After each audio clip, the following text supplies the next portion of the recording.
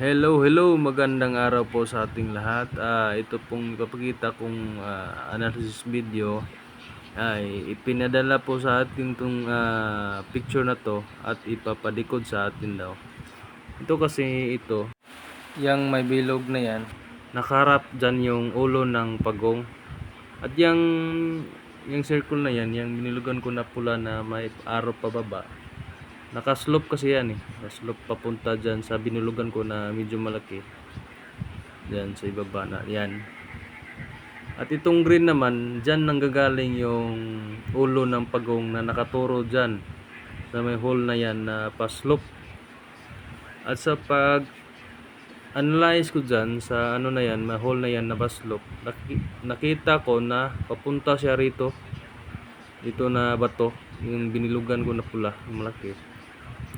Yan ang nakita ko sa analysis ko.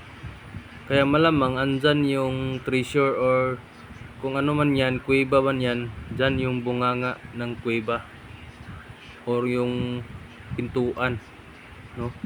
Kasi dyan nakaharap yung ulo ng pagong. Sa pagtitreasure kasi kailangan may coordinate marker ka para makuha mo agad yung eksaktong location.